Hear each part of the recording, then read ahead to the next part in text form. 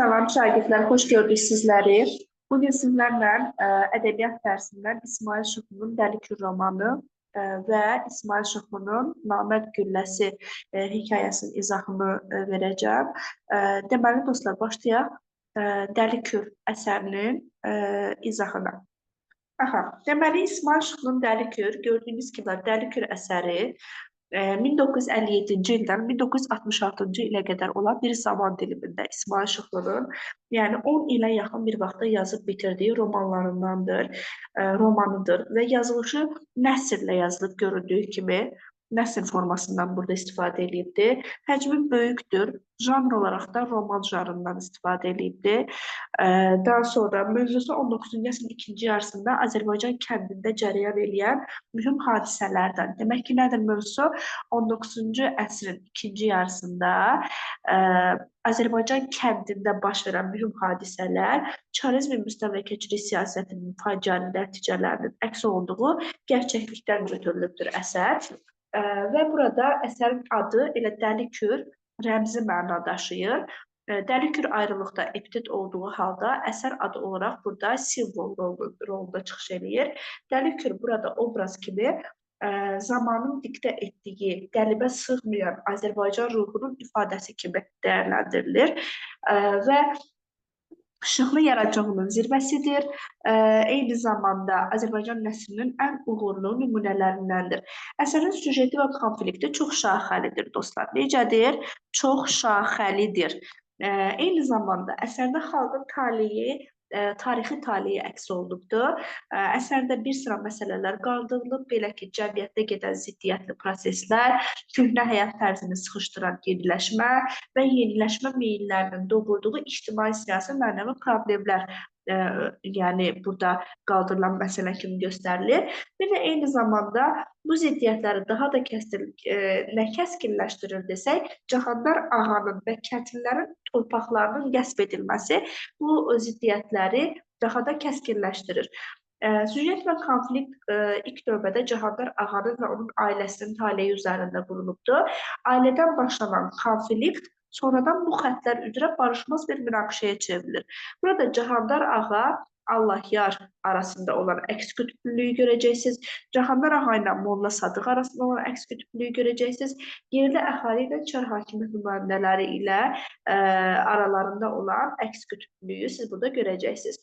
Və yazıcı mərdlik, əyilməzlik, qonaqpərvərliyin qorunub saxlanmasını vacib sayır və bunu da Cahandar Ağanın buradakı obrazların simasında göstərir və əsərin əsas qəhrəmanı Cahandar Ağadır. Deməli, kimdir əsas qəhrəmanı? Cahandar Ağadır. Cahandar Ağa bu kəndin mülkədarı, həm də ağasıdır və mürəkkəb təbiətli obrazdır, ziddiyyətlidir. Belə ki, xarakterində həm məsələn oğlunun təhsilə meyil etməsini alqışlayan, məsələn Əşrəfi seminariyaya göndərir, həm də oxumağa, təhsilə meyilli birisi idi. Həm də xarakterində bəzi mənfiliklər də var idi ki, məsələn başqasının qadınını qaçırır, Allah yanı yoldaşını qaçırır, ailəsinə konflikt, yəni problem yaradır. Yəni bu şəkildə ziddiyyətli obraz idi. Həm ailəsinin, həm də özünün həyatı qarşılaşdıqları maneələr onun şəxsi deyil və bu maneələr zamanı və dövrün hökmü ilə baş verən hadisələr idi. Belə ki, o mələyi qaçırır Allah yarı yoldaşı və bunu da dərk edir ki, yanlış eləyibdir, lakin üzə vurmur. Arvadı zərdigar küsür, oğlu Şamxal evdən gedir, bir sıra deyir, artıq deyir, onun istirabları artır. Artıq həm şəxsi düşmənləri, həm də Çar hakimiyyət nümayəndələri ilə qarşılaşanda mərd və güclü xarakter olduğunu göstərir, deyir Cahandar Ağanın. Evini, ailəsinin, torpaqlarını müdafiə etməyə qadir obrazı idi. Qonaqpərvər idi, adət-ənənələrə qarşı çıxanları sustururdu. Lakin onun ağa, mülkədar olan sinfi, təbiəti var idi ki, bu da kasıb gəmiçi ailəsinə və kəndlilərə münasibətində görünür. Belə ki, maneələri dəf etmək üçün son nəfəsinə qədər döyüşür. Hər addımda əyilməz idi. Lakin Cahandar Ağa yeni ictimai-siyasi quruluşda məhvə məhkum idi. Dəli Kürün burulğanlı sularında həyatına vida eləyir ən sonda. Onun faciəsi həm tarixi hadisələrin gedişi, həm də şəxsi həyatındakı sarsıntıları idi. Və digər obrazları isə artıq romanda xalqın həyatında yeni açılan səhifələrdən xəbər verirdi. Məsələn, Qoyun məndən seminariyası ilə baş verən seminariyası ilə bağlı hadisələr, Çernyayevski, Əhməd kimi ziyalıların maarifçilik siyasətləri, Əşrəf Cahandarağan Balacaoğlu hansı ki Qoyun müəllimlər seminariyasında oxuyurdu, yeniliyi təmsil edən gəncliyin nümayəndəsi idi və Cahandar ağanın milli varlıq uğrunda mübarizəsinin davamçısı idi bu oğlu və əsərdə kəndli obrazları var idi. Onlar saf niyyətli idilər, halal əməyə bağlı adamlar idilər, ağır güzəran keçirirlər. Cahandar ağanın sahiblik etdiyi kənddə yaşayırlar. Mülkədar kəndli münasibətində öz sinfi mənafelərinə uyğun hərəkət edirlər və qeyrət, namus məsələlərində milli dəyərlərdən çıxış edirlər. Sonra burada pristav obrazı var idi. Pristav obrazı isə çar məmurlarının tipik nümayəndəsi idi. Çarizmin mövqeyi gücləndikcə onun da kəndlilərə münasibəti dəyişirdi və daha da sərtləşirdi. Sonra əsərdə çar hökumət nümayəndələri var idi ki, bunlar yerli əhali arasında, onlarla yerli əhali arasında ixtilaf, inamsızlıq, real lövhələrlə əks olunmuşdu. Daha sonra Allahyar obrazını görəcəksiniz. Allahyar hansı ki Cahandar ağa onun arvadını götürüb qaçmışdı və mənəvi cəhətdən yoxsul adam olur. Açıq döyüşdən qorxurdu Cahandar ağa ilə. Buna görə də gecə ikən hücuma keçir və arxadan vurmaqla qisas almaq istəyir onu. Sonra Cahandar ağanın qızı Salatını öldürməyə cəhd edir. Hətta deyir onu qaçırır. Qəmərin, yəni Cahandar ağanın atının yalını, quyruğunu qırxır və bunlar onun namərdliyinin əslində göstəricisi idi ki, əslində Allahyarın dibinə qədər haqqı var idi Cahandar ağanın qarşısına keçib döyüşməyə. Çünki niyə? Haqlı olan Allahyar idi, yəni Cahandar ağa idi burada əsas yanlışı olan. Amma Allahyar o qədər mənəviyyatsız bir adam olur ki, yəni açıq şəkildə özünü belə müdafiə edə bilmir burada. Namərd adam olur. Daha sonra Molla Sadıq obrazı var idi burada. O da bütün normalda burada əsərdə din xadimlərinin təmsilçisi, amma bütün din xadimlərinin təmsilçisi deyildi. Çünki o möhümat və fanatizmin müdafiəçisi idi. Yeniliyin və təhsilin əleyhdarı idi. Bununla belə kənd əhlinə məxsus meşənin Çar hakimiyyəti tərəfindən qəsb edilməsinə etiraz edir. Hətta burada ilk dəfə olaraq Molla Sadıqla Cahandar ağanın fikirləri üst-üstə düşür ki, heç biri meşənin Çar hakimiyyəti tərəfindən qəsb edilməsinə razılıq vermir. Və demək ki, Molla Sadıq milli həmrəylik hissindən tam olaraq məhrum obraz deyildi. Daha sonra yüksək keyfiyyətə malik bir roman və təbiət təsvirlərindən geniş istifadə edilib və təsvir ifadə vasitələri yaradılıb və bir kəndin timsalında dövrün Azərbaycan gerçəkliyi qarşısında qoyduğu hansı yolla getməli sualının yaratdığı ziddiyyətləri, problemlərin həlli yolunu göstərməyə çalışmışdı burada İsmail Şıxlı. İkinci əsərin izahına başlayaq. Aha.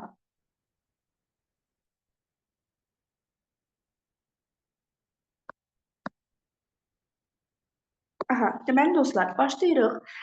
Deməli, əsərdə hadisələr Göytəpə kəndində baş verir. Başlığı da Göytəpə kəndinin təsviri verilir. Burada deyək ki, Göytəpə kəndinin yastığı, qazma daxmaları Kürün sahilinə qədər səpələnmişdi. Bu il yağıllıq deyir olduğundan, otlar vaxtından əvvəl göyərmiş, yazın ilıq nəfəsini duyandan sonra püskürüb qalxmışdı. Kürə enən cığırları da ot basmışdı. Və burada nə gördük biz? Peyzaj təsviri gördük. Yəni burada əgər düşsə ki, deməli, kompozisiyanın üsullərindən istifadə edilib, doğru götürə bilərik. Çünki peyzajdan burada istifadə edilib. Peyzaj lirikası yox, peyzaj təsvirlərindən istifadə edilibdir. Çünki bu şeir deyil. Daha sonra bu dönəmdə deyir, Zərnigar xanım, hansı ki Cahandar ağanın həyat yoldaşı idi, bunların heç birini görmürdü. Çünki niyə? Zərnigar xanım çox üzüntülü idi. Bunun səbəbi o idi ki, o deyir, başını göy məhəccərli eyvanın dirəyini söykəyib, için-için ağlayırdı. Tez-tez deyir, kəlayağısının ucu ilə göz yaşını silir. Mən bu dərdə necə dözüm, kimdən imdad istəyim deyə inləyirdi. Və onun da dərdi əslində Cahandar ağanın başqa qadını, mələyi evə gətirməsi idi. Buna görə də Zərnigar xanım üzüntülü idi. Deyir, Kürün o tayında hündür qovaqların seyrəlib yoğunluğun başladığı yerdə 5-6 qaraltı görünürdü. Zərnigar xanım dikəldi. oğlu Şamxalın da orada olduğunu yəqin etdi. Zərnigar xanımla Cahandar ağanın da 2 oğlu var idi. Böyük oğlu Şamxal, kiçik oğlu Əşrəf idi. Şamxal deyir, deməli işdən gəlirdi və üst başını deyir çırpıb kəmərini daraltdı. Gümüş dəstəkli xəncərini yana çəkdi. Zərnigar xanım oğlunun qabağına gəldi. Şamxal anasını gözü yaşlı görüb evdə bədbəxt bir hadisə baş verdiyini zənn etdi. Və anasına dedi, yenə nə olub? Niyə gözünün yaşını o yerindən ələyirsən? Arvad daha da kövrəldi. Önlüyünün ətəyi ilə gözlərini silib, hikkəsindən boğula-boğula, belə atan ölmüş təzə eşqə düşüb ay bala deyə Zərnigar xanım deməli göz yaşlarına ara verib sözə başladı. Bizi deyir el içərisində biabır eləyir. Heç deyir ərlik boylu qızı olan sənin kimi oğul böyüdən kişi belə iş tutarmı? Şamxal dinmir. Zərnigar xanım irəli gəlir və əllərini belinə qoyub Şamxalın qabağında dayanır. Və başlayır burada demək ki, nə oldu deyir oğluna deyir. Buna diqqət eləyin. Deyir ki, deyəsən mənim dediklərimi qulaq ardına vurursan, atan ölmüşün tərəfini saxlayırsan, yoxsa inanmırsan, hə? Gəl yaxın gəl, gör atan sənə nə yaxşı ana gətirib. Və Şamxanın burada deyir, rəngi qaçır. Bayaqdan qorxu içərisində küncə qısılıb titrəyə-titrəyə qardaşının hərəkətlərinə göz qoyan Salatın, bu da Şamxanın bacısı idi, Candıra xan qızı idi, özünü Şamxanın üstünə saldı və əllərini tutub yalvardı. Qurban olum, ay qağa, evimizə qan salma, amanın bir günüdür, əlini qana bulama. Burada da Salatın çox sülh tərəfdarı olan bir qız olur. Nə burada qardaşına imkan vermir ki, əlini qana bulasın, nə də atasına birazdan gələcək imkan vermir ki, Şamxalla döyüşsün. İndi diqqət eləyin, Şamxal bacısını itələyib kənara yıxdı. Əlini sallamalı kəmərin astığı xəncərin gümüş dəstəyini yetirdi. Qızının dizin sürünüb əl çəkmədiyini görən Zərnigar xanım, bircə belə dur, gedən əl ayağına dolaşma, deyə Salatın hörüklərindən tutub dartışdırdı. Şamxal qorxusundan uçum bir uçunan bu gəlinin öz tərəflərindən olmadığını dərhal bildi. Görünür, atası onu hardansa, kürün aşağısındakı uzaq kəndlərdən birindən gətirmişdi. Və bu yerdə deyir, Şamxal gəlinin gözəlliyi qarşısında heyrətə düşür və yumşalır və onun qolları boşalır. Bunu hiss edən Zərnigar xanım oğlunun üstünə qışqırır. Hə, niyə durdun? Bu saat onun saçını biləyinə dolayıb sürməsən, kişi deyilsən, tez ol deyir. Ani olaraq fikrə gedən Şamxal anasının sözlərindən sonra gəlinə yaxınlaşır. Dur, şələ-şüləri yığışdır, rədd ol buradan. Yolun altı ilə gəlibsən, üstü ilə qayıt xarabana deyir. Burada da gəlib, burada etiraz eləyir, deyir ki, məni sən gətirməyibsən ki, sən də evdən qovasan.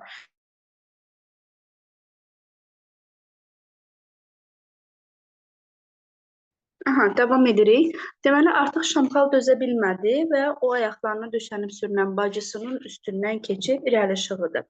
Gəlinin saçını biləyinə dolayıb yerə yıxdı. Təpiyinin altına salıb döyəclədi. Arvadların qışqırtısı bir-birinə qarışdığından ovdan qayıdan. Deməli, bu saatda Cahandar ağa ovdan qayıdır və arvadların qışqırtısı bir-birinə qarışdığı üçün Cahandar ağanın həyətdə dayandığını heç kəs görmür. Və gözünün qan örtən Şamxal isə getdikcə qızışır və gəlini sürüyüb evdən bayıra atmaq istəyirdi. Və birdən gəlin var gücünü toplayıb ayağa durur. Qabarıq sinəsini irəli verib Şamxalın üstünə qışqırır. Vur, niyə durubsan? Əlin ayağın niyə titrəyir? Arvadı öldürməyə nə var ki? Şamxal xəncəri siyirir, polad tiyə havada parlayır, ayağını üzəngidən yenicə çəkən Cahandar ağanın gözü pəncərəyə sataşır. Şamxalın xəncəri gəlinin başına indirmək istədiyini gördüyü ilə tüfəngi hərləməyi bir oldu. Güllə açıldı və Şamxalın əlindəki xəncərin tiyəsi iki bölünüb evin ortasına düşdü. Bir anlığa daş kimi donub qaldı. Salatın ürəyi keçdi. Yəni qızının ürəyi gedir. Cahandar ağa ağır bədəninə yaraşmayan bir çevikliklə irəli atılıb içəri keçir və hələ də özünə gələ bilməyən oğlunun üstünü alır. Və Şamxal bir əlindəki dəstəyə, bir də hələ də lüləsindən tüstü çıxan tüfəngə baxır və Cahandar ağa qolunu hərləyib oğluna bir şillə çəkir. Şamxal gözləmədiyi bu zərbədən dik atılır, bir pişik cəldliyi ilə geri sıçrayır. Onun gözlərində qığılcım oynayır, atası ilə oğul döyüşə hazırlaşan buğalar kimi qabaq-qabağa durmuşdu. Şamxal quzğun kimi üstünə gələn atasından əvvəlcə qorxur. Onun nəzərində kişi getdikcə böyüyürdü. nərildiyərək ov üstünə atılmağa hazırlaşan heybətli bir pələngə döndü. Lakin o özünə ələ alır, birdən atasının üstünə atılır. Yəni, deməli, həm atası, həm Şamxal burada gözü dönür, bir-birinin artıq qarşı-qarşıya dururlar və oğlunun qəfil hücumunu da Cahanlar ağa təbii ki, gözləmirdi və Şamxalın sinəsindən vurub yerə sərir, sonra da təpiklə döyəcləməyə başlayır. Zərnigar xanım da artıq görür ki, iş, vəziyyət, yəni bu hal alıb, özünü kişinin qabağına atır. Dili dolaşa-dolaşa yalvarmağa başlayır. A kişi, ağlını başına yığ, uşaqdan əl çək.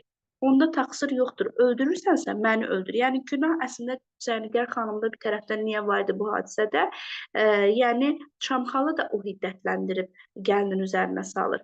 Ayə qurbanın olum, vurma yazğam evimi yıxma deyir. Salatın da bu saatda artıq yavaş-yavaş özünə gəlir, sürünüb atasının ayağına yenə döşənir. Üzünü torpağa sürtür və bir göz qırpımında hadisədən çaşıb qalan gəlin yerindən tərpənə bilmir. Kişi onun nəzərində getdikcə böyüyür. Artıq gəlin də deyir ki, ay insafsız, bəsdir, yazıqda tutar qalmadı. Onu yox, mən başı batmışı öldür ki, bir yolluq canım qurtarsın. Bu sözləri isə deyən gəlin, yəni mələk olur. Cahanlar ağa onun hönkürtüsünə baxmır, yenə oğlunun üstünə yeriyir. Nökərlər səs-küyə tökülüşüb gəlirlər. Tapdıq, bir sıçrayışla özünü araya salır və Cahanlar ağa onun enli kürəyinin arxasında qalan Şamxalı görə bilmir. Və o biri nökərlər isə Şamxalın dartılmasına fikir vermədilər. Çəkə-çəkə onun çardağın yanına apardılar. Şamxal birbaş sahilə enir, indicə baş verən əhvalatın təsirindən yaxasını qurtara bilməyən Şamxal yarğanın kənarında oturur. Harda oturur? Yarğanın kənarında. Cahanlar ağanın heybətli nərildisi yenidən qulaqlarında səslənir.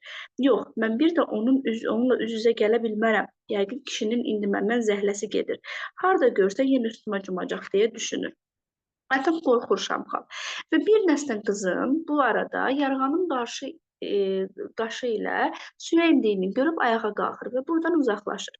Hamı evə çəkildi, Cahanlar ağa isə qapıda hərlənirdi. Pəncərəsindən bir zəif işıq gələn otağa yaxınlaşa bilmirdi. İndi o nə etməli idi? Öz hərəkətlərdən necə bəraət qazandırmalı idi? Və qəlbinin dərinliklərində haqsızlığını duyurdu. Bu hadisənin belə sakit gəlib keçməyəcəyini, dava-dalaş düşəcəyini hər gün. Bunu aydın görürdü. Kişi bu yerdə lap darıxır. Ona elə gəlir ki, bu saat Qorin müəllimlər seminariyasında oxuyan oğlu Əşrəf qapını açıb içəri girəcək, qaşlarını çatıb, ata, eyib deyilmi, bu nə işdir, tutmusan deyəcək. Sonra da baş götürüb evdən gedəcək, bir daha buralara üz çevirməyəcək, yəni bir daha buralara gəlməyəcək deyə düşünür. Lakin sonradan və gecədən bir xeyli keçmiş, kəndin aşağısında itlər hörüşür. Ucqardakı qara damdan kiminsə səksəkəli səsi eşidilir. Bu Şamxalı idi. Dostu Çərkəzgilin evinə yaxınlaşır, qapını döyür. Çərkəz, aya, kimsən? Şamxal Çərkəzə cavab vermir, yavaş-yavaş yaxınlaşır. Qara damın qabağındakı çardağın dirəyini özünə dalda edən Çərkəz qaraltının kim olduğunu bilənə qədər əlini tüfəngin tətiyindən çəkmir. Şamxal çaxmaq şaqqıltısını eşidib dinlənir ki, mənəm, səsinə səs küy salmışsan. Çərkəz Cahanlar ağagildə olan hadisədən xəbərdar idi, lakin bunu üzünə vurmur Şamxal. Özünü ilə aparırdı ki, güya heç nədən xəbəri yoxdur. Və bu anda kənd əhalisi, artıq hər kəs yuxuda idi və Cahanlar ağagildə hər kəs deyir yuxuda idi və Şamxal da təbii ki, bu hadisədən sonra artıq gözünə yuxu getmirdi, yata bilmirdi və elə bil yuxusu hər şey çəkilmişdi. Bir daha evə qayıtmayacağını qərara alsa da, hələ də edəcəyini müəyyənləşdirə bilmirdi. Fikirləşir ki, bir dəfəlik kənddən çıxıb getsəm necə olar? Özümə bir daxma düzəldəcəm. Kənddən qızlardan birini gətirib qoyacam evə. Şamxal durub yerində oturur, yenə də onu fikir götürür. Mələyin yoxa çıxması artıq bu hissə Cahanlar ağagil və Şamxanla bağlı olan hadisələr idi. Artıq bu hissədə Mələyin həyat yoldaşından danışıq başlayır. Və Mələyin yoxa çıxması xəbərini eşidəndən yarımca saat sonra onun həyat yoldaşı Allahyar yola hazırlaşır. O, Mələyin evdən baş götürüb getməsini heç cürə ağlına sıxışdıra bilmirdi. Və Allahyar kəndə çatan kimi Mələyin əmsigilə adam göndərib məsələni öyrənməyi qət edir. Əgər deyir, çıxıb əmsigilə gedibsə, onda özündən küssün. Heç kəs ona minnət getməyəcək. Əgər getməyibsə, elə məsələ də bunda idi. Allahyar narahat edən bu idi ki, əgər əmzəgilə getməyibsə, hardaydı bu mələk? Və Allahyar səhər tezdən nökəri yola salandan sonra atı minib Kürün sahilinə inir. Nə qədər çalışsa da sir açılmış, mələyin yoxa çıxması artıq kənddə hamıya məlum olmuşdu. Və Şamxal kəndin kənarında, biçənəklərin üst tərəfindəki təpənin qarşısında özünə ev tikir. Kənd cavanları ona kömək edirlər. Şamxalın Güləsəri götürüb qaçması isə xəbərini eşidəndə Cahandar ağa 3 gün 3 gecə ağız üstə yatır. Deməli dostlar, bu Güləsərdə Şamxalın dostu Çərkəzin bacısı idi. O Çərkəzin bacısı Güləsəri götürür qaçır. Cahandar ağa da eşidir ki, bu kasıb qızdır və 3 gün 3 gecə buna görə ağız üstə yatır. Burada Koroğlu ilə bənzərliyi var. Hirsindən gözləri qan çanağına dönür və kişinin əlindən xata çıxa biləcəyini düşünəndə evdəki arvadlar yarpaq kimi əsdilər. Cahandar ağa Şamxalı yaddan çıxarmaq üçün o bir oğlu Əşrəfi yadına salır. Deyir ki, görürsən Əşrəf indi bu saat neyini? Evdə olanları eşidibmi? Odan məndən üz döndərəcək. Sonra özünə deyir ki, yox, o Şamxalın tayı deyil. Yəqin ki, o məndən üz döndərməz deyir. İndi gəlirik ikinci hissəmizə. Artıq ikinci hissədə başqa bir, yəni Zayeş adlanan evdən söhbət gedir. Deyir, Göytəpə kəndinin ucqarında Xır yolunun üst tərəfində 3 otaqlı bir bina var idi. El arasında buraya Zayeş, yəni Zayeşni dom sözünün el arasında işlənən şəkli. Yəni qocalar deyirlər ki, düz bir il gecəli gündüzlü işləyəndən sonra yol hazır oldu. Yolun kənarındakı ev isə sahibsiz qaldı. Sən demə burada yol ikincisində işləyən ustalar da qalırdı. Və 2 il yol deyir artıq hazır olundan sonra evdə sahibsiz qalır. 2 il bundan əvvəl buraya 24-25 yaşlı bir oğlan gəlir. Cəmaət arasında bir müddət ona Poçt Əhməd deyirlər. Sonra isə şapka geydiyinə görə Rus Əhməd deyirlər. Əvvəllər heç kəs ona yaxın durmazdı. Xaçpərəstlə nə işimiz var deyərdi. Ancaq yavaş-yavaş ona istişirlər. Rus Əhməd bəzən Zayejin eyvanında oturar, kitab oxuyar. Bəzən də uşaqları başına yığıb məzəli söhbətlər eləyər. Uzaq yerlərdən, qalın meşələrdən, izdihamlı şəhərlərdən, böyük çaylardan, boranlı çovğunlu diyarlardan söhbət açardı. Və bu da uşaqların içində, həmin bu uşaqların içində Cahandar ağanın balaca oğlu Əşrəf də olardı.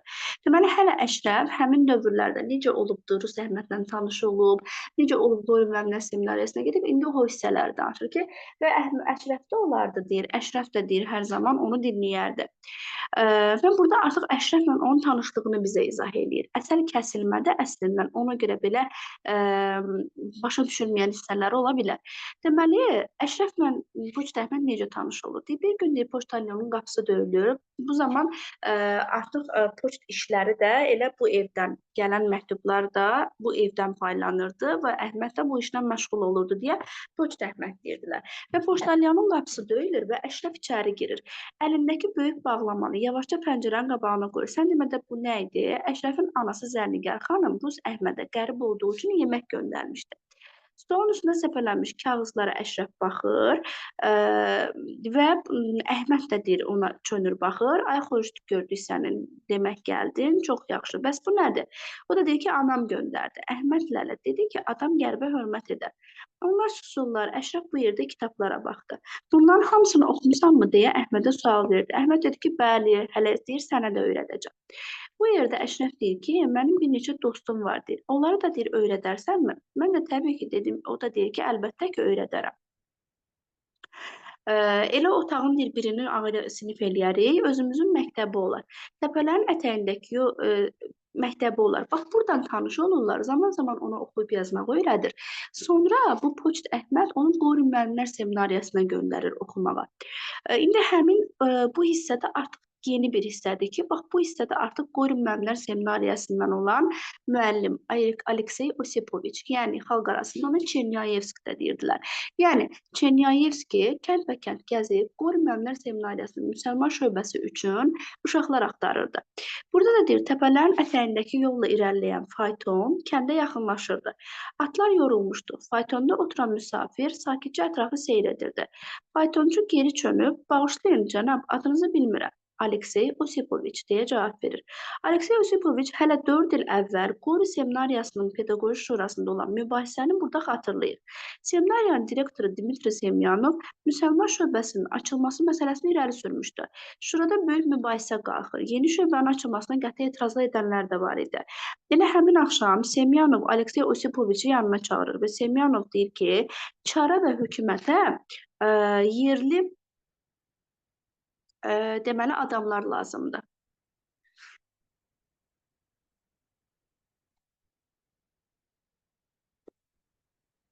Hə, deyir ki, çara və hökumətə yerli məmurlar lazımdır. Elə bunun üçün də məktəb açırıq.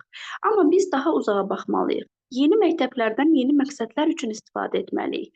Bu işdə fədakarlıq lazımdır. İlk illər çətinlik olacaq. Siz qorxmayın, mən sizə arxayınam deyir. Və bu yerdə taparıq deyir Dmitri Dmitriyeviç. Deməli, Aleksey Osipoviç bu Dmitri Semyanova deyir bunu. Kənd-bəkənd gəzməli olsam da deyir, tapacağam. Elə bu məqsədlə Aleksey Osipoviç səfərə çıxmışdı. Deməli, artıq gecədən xeyli keçmiş Zayejin qapısı döyülür. Əhməd cəftəni açıb qapını aralayır. Qonağı qabağa salıb yol göstərir. Sən demə, Aleksey Osipoviç bu evə gəlir. Aleksey Osipoviç göz gəzdirib otağı nəzərdən keçirir. Divardan asılmış yarım kürələr, xəritəsi, küncdəki qlobus, pəncərənin qabağında stolda yığılan kitablar, dəftərlər onun diqqətini cəlb edir. Stola yaxınlaşır və vərəqləri didilib tökülən əlifba kitabını səhifələyir. Sonra dəftərləri açır. Atları rahatlayandan sonra içəri samavar aparmağa gələn Əhməd qonağın dəftərlərə baxdığını görüb dayanır. Osipoviç səsə qandırılıb baxır.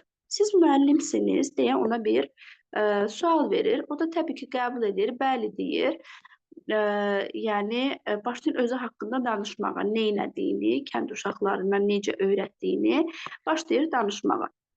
Və bu yerdə deyir ki, bəli, bilirsinizmi deyir cənab, əslində mən burada işsizəm deyir. Əvvəllər Bakıya, Yerevana, Gəncəyə gedən poçt faytonları, dilicanlar buradan gəlib keçərdi. Mən də necə deyərlər, boş evə qaravul çəkirəm. Darıxmamaq üçün uşaqlara başıma yığıb yazı pozu öyrədirəm. Bu zaman Osipoviç deyir ki, siz bilirsinizmi necə böyük iş görürsünüz? Yəni necə böyük bir iş gördüyünüzün fərqindəsinizmi deyir.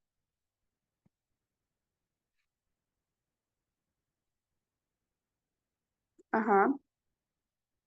Və təbii ki, bu yerdə deyir ki, adınız nədir deyə sual verir. Əhməddir deyir. Əvvəllər kənd arasında mənə deyir poçt Əhməd deyərdilər deyir. İndi deyir nədənsə deyir mənə Rus Əhməd deyirlər. Birazdan da deyir yəqin ki, yavaş-yavaş olacam Uçitel Əhməd. Poçt Əhməd deyib Aleksey Osipoviç qəhqəhə çəkir. İndi Uçitel olmusan. Sənin bu kəndə uşaqlara dərs deməyin böyük nemətdir deyir. Böyük xidmətdir, bilirsinizmi? Mən deyir Qori müəllimlər seminariyasında işləyirəm. Biz orada təzə şöbə açmışıq. Bağışlayın, burada da Əhməd ona deyir ki, siz Çinyayevski deyilsiniz. Osipoviç, bəli, düz tapdınız. Bəs mənim adımı deyir, hardan bilirsiniz? Deyir ki, Əşrəfin məktublarla, axı Əşrəfi Əhməd göndərmişdi seminariyaya oxumaq üçün. O həmişə deyir, sizdən yazır. Axı onu mən oxutmuşam, indi sizin tələbənizdir. Çox yaxşı tanıyıram, ən yaxşı oxuyan tələbələrimіздəndir. Demək, siz mənə kömək edə biləcəksiniz. Yəni, Əhmədi oxudub göndərdiyinə görə Osipoviç burada artıq inanır ki, Əhməd bu işdə ona köməklik eləyə biləcək. Daha sonra bu tərəfdə artıq Cahandar ağadan söhbət gedir. Deyir, yatmağa hazırlaşan Cahandar ağa nökərlərdən ot tayasına ot vurulduğunu eşidən kimi çırağı söndürür. Belə hallarda düşmənin pusquda dayanıb qapını gözlədiyini yaxşı bildiyinə görə tüfəngi götürüb pəncərədən bayıra çıxır. Və itlərin qəzəblə hürdükləri tərəfə bir-iki güllə atır. Qaranlıqda onun atəşinə atəşlə cavab verilir. Cahandar ağa tətiyi bir də çəkib, yenidən nişan almaq istəyirdi ki, itlər qaraltını qovub sahilə endirdilər. Və sərsəmini kəsəndən sonra tüfəngini çiyninə alıb ağır-ağır evə qayıtdı. Kişinin fikri götürür ki, mənə sataşan kimi olar, amma bir yerdə ağlıma gəlir ki, bəlkə, yəni mələyin ərini düşünür. Mələyin əvvəlki ərini indiyə qədər yadına salmadığına, bu barədə təzə arvadı ilə bir kəlmə danışmadığına belə özü təəccüb eləyir. Belə olacaq deyə düşünür. Və nökərlər geri qayıdırlar. Hətta Tapdıq gəlir Cahandar ağaya deyir ki, tuta bilmədik ağa, qabağını kəsməcək öz kəsənəcən özünü suya atdı. Amma deyir ki, Amma deyir, atdığınız güllə boşa çıxmayıb. O da deyir ki, nədən bilirsən? Deyir ki, bundan. Yəni orada qana bulanmış yun başlıq gətirir. Tapdıq əlindəki deyir, yun başlığı göstərdi və qana bulaşıb dedi. Bu yerdə mələk ürəyində qorxulu bir şey daman adamlar kimi əsə-əsə başlığı götürdü. Əslində necə olur? Yun başlığı sonra Cahandar ağa götürür, gətirir, mələk bu yun başlığı görür, ürəyinə qorxulu bir şey daman adamlar kimi əsə-əsə götürür. Çünki tanıyır ki, bu ərinindir. Özü də deyir, hiss etmədən bu onundur deyə qışqırır. Cahandar ağanın dişləri kilitlənir, mələk nə edəcəyini bilmədiyindən yumaq kimi büzüşür. Daha sonra gəlirik Osipoviç hissəsinə. Kəndin ortasındakı təpədə iri tut ağacının kölgəsində böyük bir mərəkə vardı. İndi deyir, cəmaat böyük maraq və intizarla buraya toplaşmışdı. Cahandar ağa da buradaydı. Elə bu zaman Osipoviç ilə Əhməd mərəkəyə yaxınlaşırlar. Osipoviç mərəkədəkilərlə bir-iki əl tutur, Cahandar ağaya yaxınlaşanda xeyli dayanır. Diqqətlə kişinin üzünə baxır. Siz Əşrəfin atası deyirsiniz ki, deyir. Bəli, Cahandar ağa yavaşca dillənir. Uşaq necədir? Canı başı sazdırmı? Deyir. Osipoviç yaxınlaşıb bunu soruşur. Təkdir, dostlarından ötürü yaman darıxır, deyir. Axı, bizim məktəbdə Əşrəfdən başqa Göytəpədən heç kəs oxumur. Elə sizin kəndə ondan ötürü gəlmişəm. Gərək kömək edəsiz, uşaqlardan seçib oxumağa aparaq. Söhbət bu yerə çatanda aralığa sükut çökür və Cahandar ağa nə cavab verəcəyini bilmir. Deməli, necə cavab versin yəni? Kənd içində etdiyi hərəkətlərə görə artıq kim onun sözünü dinləyib harasa oxumağa uşaq göndərərdi. Daha sonra əsərin təhlil hissəsinə baxsaq, ümumiyyətlə əsər bilirsiniz ki, tam olaraq bu deyil, çox böyük əsərdir. Sadəcə müəyyən hissələri dilmə düşdüyü üçün bunları sadəcə biz keçirik. Bu hissələrini artıq özünüz oxuyarsınız. Yəni, demək ki, biz əsərin əvvəlində, çünki mən bu barədə məlumat vermişəm. Keçək Namərd gülləsi əsərinə.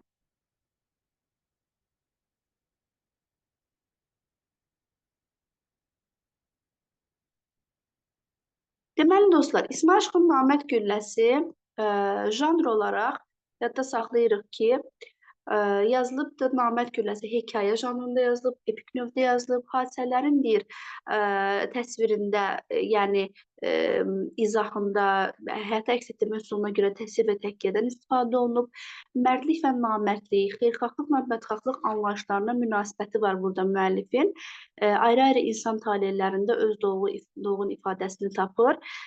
Burada əsas obrazlardan biri Niftalı Köxaydır. Niftalı əvvəl adi kənd adamlarından biri olur, daha sonra Köxay, yəni kəndin başçısı olur. Eyni zamanda mürşid obrazına rast gələ biləcəksiniz. Yəni əsəri oxuduqca mürşidin də kim olduğunu biləcəksiniz.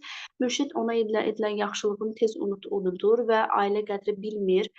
Niftalı Köxanın qətlə yetirməklə namərd addım atması da onun təsadüfi deyildi.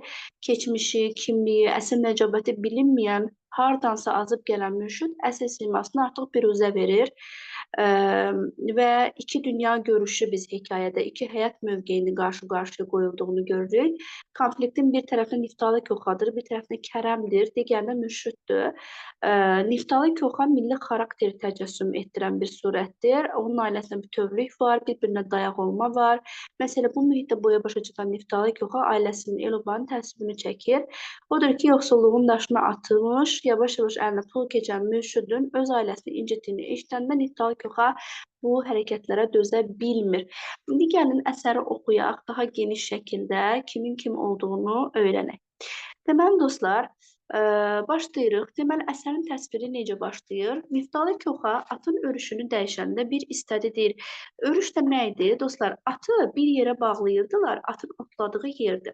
O yer düzləşdikdən sonra o örüşü dəyişib başqa bir yerə mıxla, yəni bərk edirdilər ki, hər hansı bir yerə bağlayırdılar ki, o tərəfi artıq özünə otlaq eləsin, örüş etsin.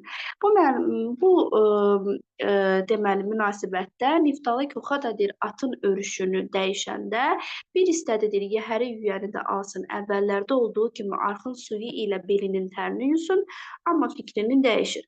Atı elə yəhərli yüyəni örüklüyür, həm də hörüyü biraz da yaxına arxın alt tərəfinə çəkir. Bilirdi, hava isti idi, at qantar içində idi, amma əlacı yox idi.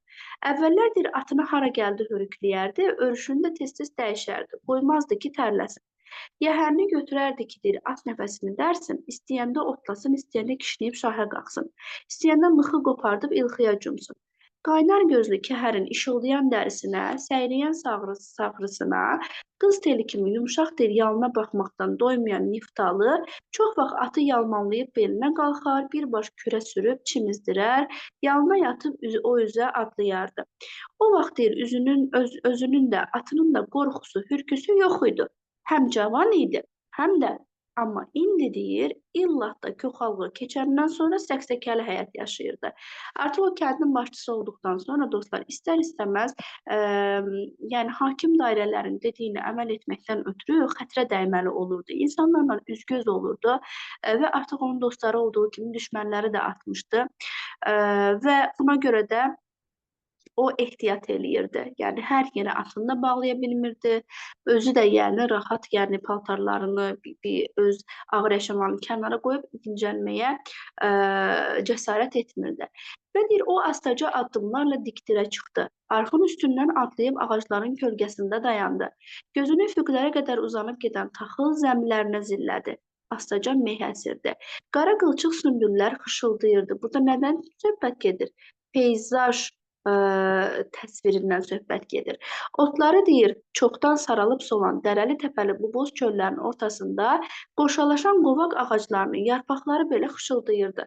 Hansı rəhmətliyin isə savab üçün əkdiyi bu ağacların dibindən axan arxın suyu da qırçınlanıb şırıldayırdı.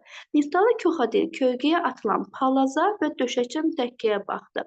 O həmişə biçincilərə baş çəkməyə gələndə burada uzanıb dincələrdi. Demək ki, o dövrdə Niftalı Koxa idi və biçincilərə baş çəkməyə, nəzarət etməyə gəlirdi. Biçincilər də onun üçün palaz sərərdilər, mütəkkə qoyardılar ki, o dincəlsin. İndi də deyir, həmişək kimi elə yarlı yaraqlı palazın üstünə keçib mütəkkəyə dirsəklənmək istəyir. İstəyir ki, isti tərtitsə də nə çəkmələrini soyunsun, nə tüfəngini, qoltuq altısını çıxarıb yanına qoysun. Amma görür ki, bu mümkün deyil. Tər yuyub aparır. Bir də kimdən qorxacaqdı? Kərəm yəqin ki, bu saat Dilican tərəfdədir. Yayın istisində buralarda olmazdı. Olsa da qorxusu yoxdur, Kərəm heç vaxt əli yalın adama güllə atmazdı deyir. Bircə o qədədən ehtiyat edirdi. Kənddən qaçandan sonra buralarda köl-kösdə dolaşırdı. Deməli dostlar, gəlin bu hissəsini mən sizə anlatım. Deməli o gədə kim idi? Bu mürşid kim idi? Üzr istəyirəm, Kərəm kimi idi. Deməli, Kərəm qaçaq dəstəsinin başçısı idi və əslində mərd adam idi. Namərdcəsinə güllə açmazdı heç kəsə. Sadəcə Niftalı Koxa olduqdan sonra bu təbii ki, hakim dairələrin tələbi ilə qaçaq dəstələrinə aman vermirdilər. Kərəmi hər yerdə axtarırdılar ki, onu tutsunlar. Niftalı da harda görsə Kərəmi artıq hökumətə şikayət eləyəcəkdi. Buna görə Kərəmdən çəkinir, amma sonra öz-özünə deyir ki, yox deyir. O deyir, namərd adam deyil, deyir. Nə qədər deyir, yəni vəzifə gərək əslində Niftalı Koxada Kərəm bu qədər üstünə düşmüşdü. Amma Kərəm əslində Niftalı Koxanın uşaqlıq dostu olub. Və artıq işindən dolayı xətrə dəyməli olurdu, məcburən Kərəmi axtarırdı. Və deyir, buna görə deyir, o əli yalın adama güllə atmaz, namərd deyil. Bir o gədə də mürşid adında adam olur. Bu mürşid kim idi? İndi bizə həmin hissəni danış. Yəni bu hadisənin ardı deyil, yadda saxlayın. Burada mürşidi bizə izah eləyir. Sonra artıq mürşidi izah etdikdən sonra bax bu köl-gözdə dolaşırdıdan sonraki hadisələrin davamı gedəcəkdir. İndi baxın. Deyir ki, tüfəngini sökür. Bax bu yerdə bax diqqətli olun.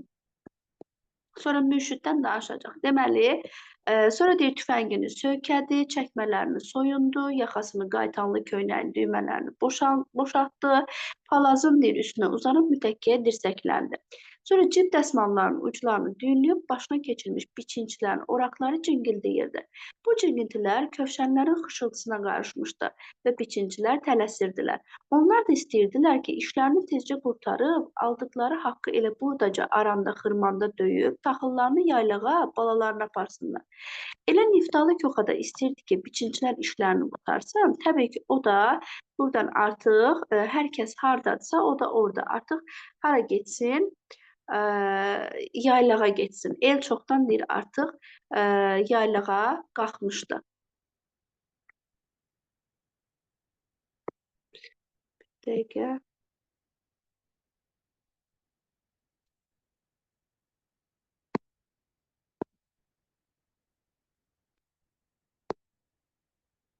Aha. El deyir artıq çoxdan yaylağa qalxmışdı və amma deyir o kökünü saxlamışdı. Niftalı koxa. Sözün düzü, kənddə tək qalmaqdan ehtiyatlanırdı. Elə biri gəlməmiş. Onun deyir əslinin nəslinin hardan olduğunu kənddə heç kəs bilmirdi. Bircə o məlum idi ki, çoxdan, lap çoxdan, indi Mürşid haqqında danışır. Niftalı gilin doqqazında üstü başı yamaqlı, acından hulqumu qalxıb enən, məlum müşkül baxışlı bir oğlan boynunu büküb dayanmışdı. Əlində əsa, çiynində nimdaş heybə, başında tükü tökülən papaq var idi. Soyuqdan üzünün tükləri biz-biz durmuş, dodaqları qaysaqlanmışdı. Gözü batan gözü batmış quyunun dibindəki su kimi güclə işıldayırdı.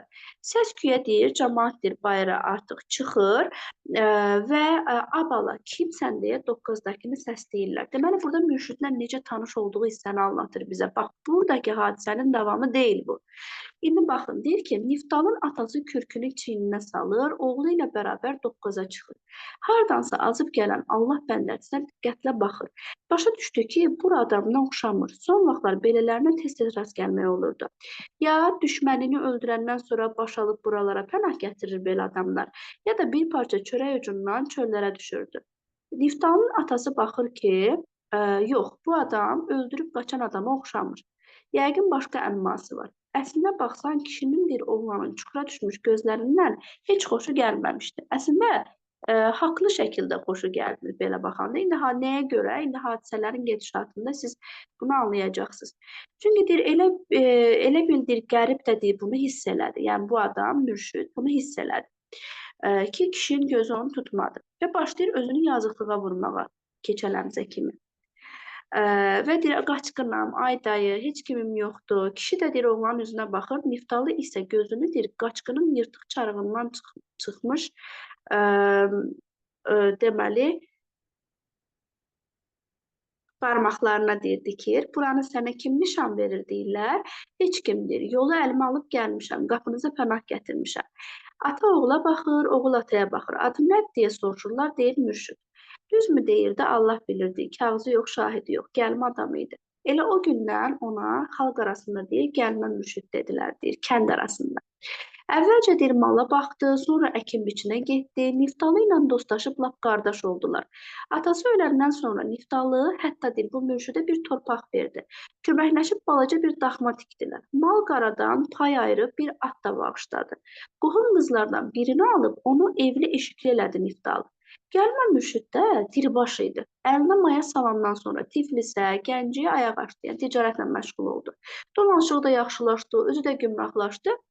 Və artıq bir gün Niftalı eşitdi ki, bu mürşid öz həyat yoldaşı ilə normal davranmır. Arvadını döyür, ev eşiyə yovuşmur, gəlmir və təbii ki, əsəbləşir.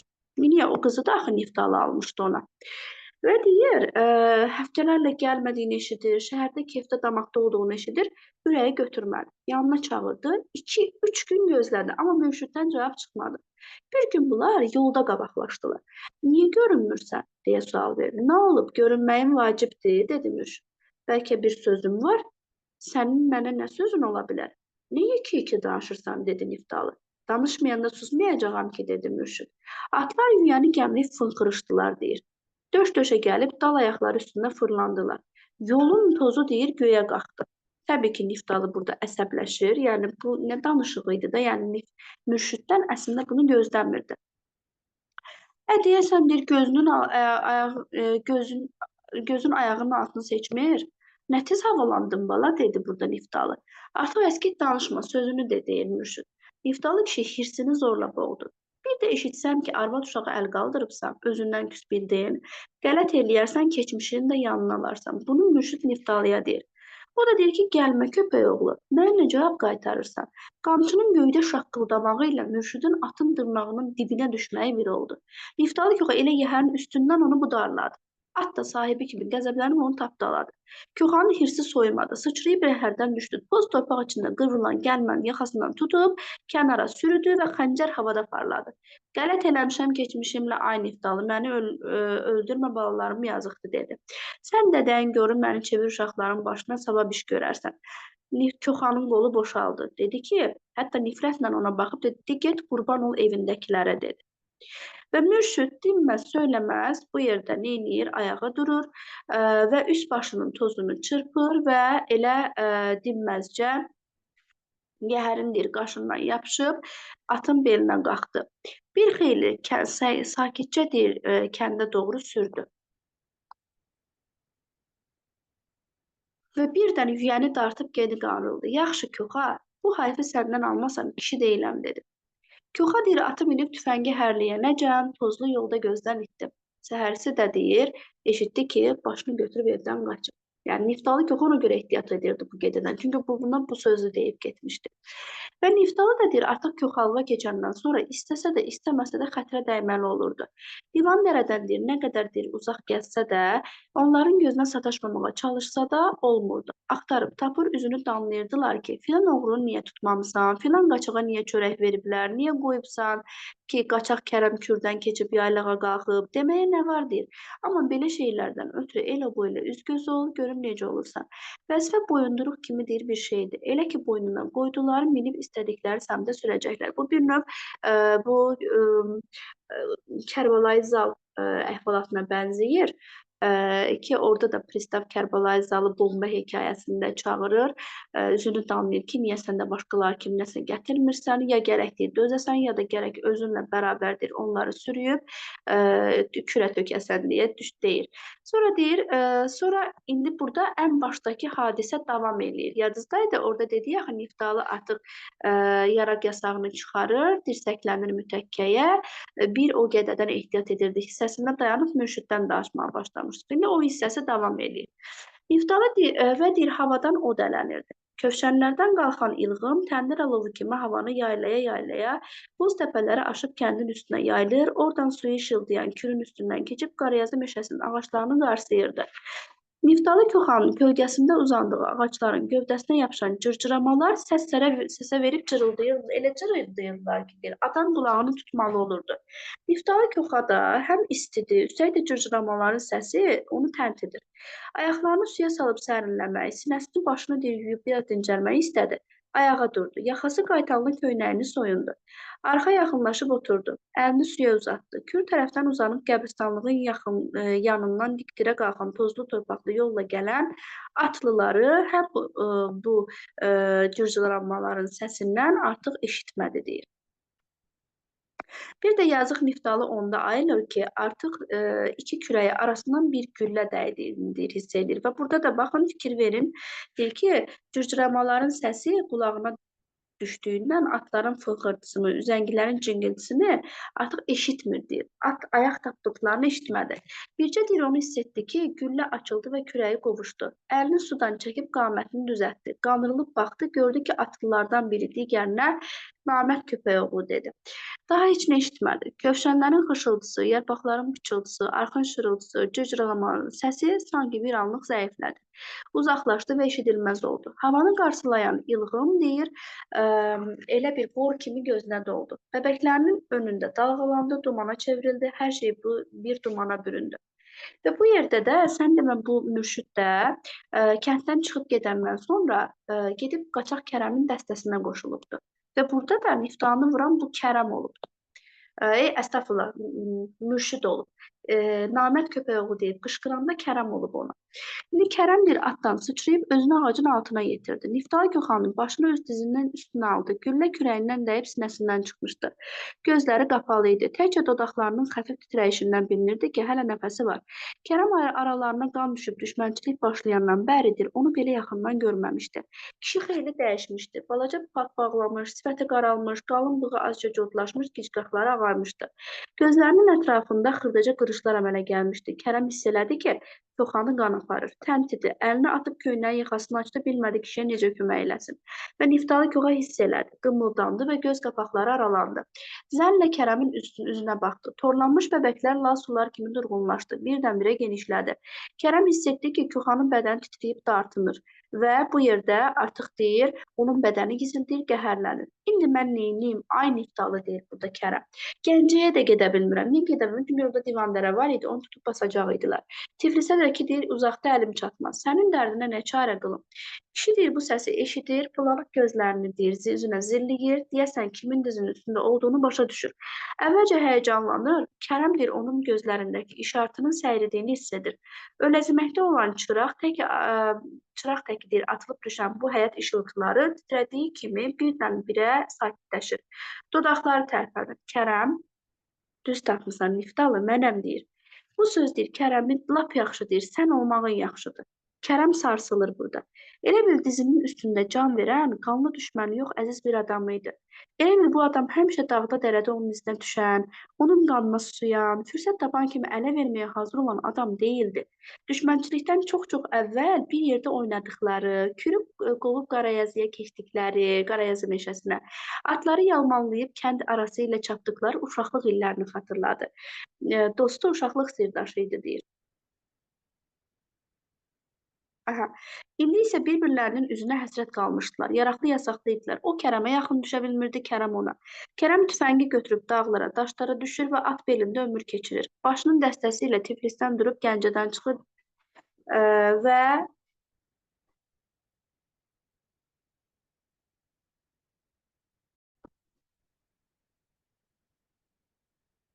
aha və Dilican dərəsində haqq ədalət divanı qurur. Dağları aşıb Araz keçir. Deməli, Kərəm haqqında dedi də burada. Deyir ki, at belində ömür keçirirdi, başının dəstəsi ilə Tiflisdən vurub Gəncədən çıxır, Dilican dərəsində haqq ədalət divanı qurur, dağı aşıb Arazı keçir, sonra gah İrəvandan gəlir, gah İrandan. Niftalı Koxu isə evində. Qohum qardaşının əhatəsində səksəkə içində yaşayırdı. Koxu olandan sonra dəyişmişdi. Kərəm ona bir neçə dəfə ismarıc eləmişdi ki, kənd adamlarına dəyib dolaşmasın. Amma xeyri olmamışdı. Kərəm onu axtarırdı, çoxdan axtarırdı ki, ona qulaq vurması versin. Dəstəndə təzə adam varmı deyə soruşdu Niftalı ondan. Kərəm güclə eşitdiyi bu sözə cavab verdi. Var. Kimdir? Mürşüd. O gəda mı? Bu söz Kərəmin ortasından beş açılan gülləsi kimi keçdi. Elə bil gözünə qaranlıq çökdü. Yaralandı, yaman yaralandı. Mənə pənah gətirdi, neyniyim dedi. Niftalı bizə də pənah gətirmişdi. Axırını ki gördün dedi. Yəni namərdliyini gördün dedi onun. Kişi inildədi. Kərəmə elə gəldi ki, onun incidən yaranın ağrısı deyil, əməyinin, zənninin itməsinin ağrısıdır. Və Niftalı Koxanın sifətinə soyuq tər bastı. Öz gözünü qırışdırdı. Sonra bu ağrı və istirabların əvəzində çöhrəsində təbəssümə bənzər bir ifadə sezildi. İndi arxayın ölə bilərəm. Şükür Allaha, zənnim uca çıxdı. Yoxsa o dünyaya niskilli gedəcəkdim. Çox şükür Kərəm, gözümdən düşmədin. Başımı bir azca yuxarı qaldı. Kərəm onun qoltuğunun altından tutub dizlərinə dirsəkləndirdi. Kişi ağrını udub sakitləşdi. Sifətindən quş nəfəsinə bənzər xəfif bir dirilik işığı ötdü. Uzaqlara baxdı. Kərəm hiss etdi ki, onun tortlanmaqda olan gözü Kürün o üzünə, ceyrançıl düzənliyindən sürüşüb, sahil boyu uzanan Qarayazıya, biraz bəridəki kənd evlərinə, biçənəklərə, kövşənlərə, dərs tayalarına, mal-qara haylayan uşaqlara zilləndi. Biçənəklər yerlərində quruyub qalmışdı. Yenə meyhəsirdə. Yenə taxıl zəmləri xışıldayır, yenə arxın suyu qırçınlayıb axır, yenə cırcılamalar zil səslə cırıldayırdı. Niftalı Koxanın gözünün önündən təndir istisinə bənzər dalğa-dalğa ilğım keçirdi. Ancaq o ayırd edə bilmirdi ki, gözü mü torlanır, yoxsa ilğım mı keçir? Birdən dirçəlib üzünü ətrafdakı atlılara çevirdi. Baxışları ilə Kərəmin yoldaşlarını bir-bir süzdü. Gözü Mürşüdə sataşanda yenidən yay kimi dartınıb gərildi. Kərəm gördü ki, kişinin halı birdən-birə dəyişdi. Yanaqlarına elə bir qızartı çöktü ki, deyir. Elə bildir qızartı çöktü. Bu qızartı son döyüntülərini keçirən ürəyin damarlara vurduğu axırıncı qan damlalarının qızartısı idi. Kişinin öləziməkdə olan gözləri Kərəmin üzünə zilləndi. Kərəm, bircə diləyim var. De görüm, naqanını çıxart, mənə onundan özün vur. Nə danışırsan? Qoy desinlər ki, Niftalı Koxanı qaçaq Kərəm öldürüb. Kişini kişi öldürər, qardaş.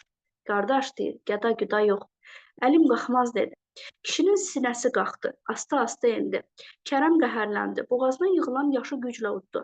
Gözləri ilə axtarıb Mürşüdü tapdı, əlləri əsdi. İstədi tüfəngi hərləyib elə buradaca deyir, tülkü kimi büzüşən namərdi qanına bulasın. Amma fikrini dəyişdi. Dedi, onsuz da Niftalının qohumları onu sağ buraxmayacaqlar. Bir də əlimi murdarlamaq istəmədi əlini. Onun tüfəngini də, atını da əlindən alın. Qoyun rədd olsun. Özünüz də atdan düşün. Tüfənginizi yəhərin qarşısına asın, dedi Kərəm. Bizi gülləyə də bassalar, əl-ayaq tərpətməyin, kəndə gedəcəyik, dedi. Kərəm qərarı almışdı. Niftalı Koxanın meyitini kəndə öz aparacaqdı. Kişinin əlləri üstə alacaq, atı isə arxasınca gələcəkdi. Qaçaqlar da atların yüyənlərini boynuna alıb cənazənin ardınca dinməz söyləməz addımlayacaqdılar. O bilirdi ki, bu ağır işdir. Kənd adamları onların qabaqlarına çıxacaq. Arvad uşaq hayküy salıb üz-gözünü cıracaq. Vay şivən salıb saçlarını yolacaq, qarqış edəcəkdilər. Bəlkə onlara güllə də atacaqdılar. Artıq əski danışanlar, divan dərəyə xəbər verənlər də tapılacaqdı. Amma inanmırdı. İnanmırdı ki, kəndlərində belə namərdlər tapılsın. Necə ki, Niftalı Koxa Kərəm haqqında elə düşünür ki, o namərd adam deyil, əli yanlı adama güllə atmaz. Kərəm də o insanlar haqqında elə düşünürdü. Əmin idi ki, meyti sakitcə kəndin arası ilə Niftalı Koxanın evinə qədər aparacaqlar. Onları lal sükutla da olsa el adətincə qarşılayacaqlar. Kərəmgil kişinin dəfnində iştirak edəcəklər. Üçündən sonra Koxanın qohum əqrəbasına başsağlığı verib atlanacaq, dağlara sarı üz tutacaqlar. Kərəm qollarının və dizlərinin üstündə sərinlik hiss etdi. Başa düşdü ki, kişinin bədəni soyuyur. Amma üzünə zillənən solğun gözlərinin dərinliyində bir intizar var. Bu intizar da nə idi? O istəyirdi ki, bu namərdin gülləsi ilə yox, mərd kişinin gülləsi ilə ölsün. Buna görə də Kərəm əlini astaca naqanın qoburuna aparır, barmaqları əsə-əsə düyməni açır. Yəni, ən sonda Niftalı Koxanın vəsiyyətinə əməl eləyir burada Kərəm. Onsuz da ölürdü, namərdin gülləsi ilə yox, kişi adamın gülləsi ilə ölməyi tərcih eləmişdi Niftalı Koxa və Kərəm də o intizarı silmək üçün bunu bu şəkildə eləyir və əsər bildiyimiz kimi dedik, epik növdə hekayə janrında yazılıbdır və müəllifin mərdlik və namərdlik, xeyirxahlıq, bədxahlıq anlayışlarına münasibəti bu hekayədə ayrı-ayrı insan taleylərinin təsvirində öz dolğun istifadəsini tapır. Bu hissələri artıq özünüz oxuyarsınız. İnşallah gələn dərslərimizdə görüşənə qədər hələlik sağ olun.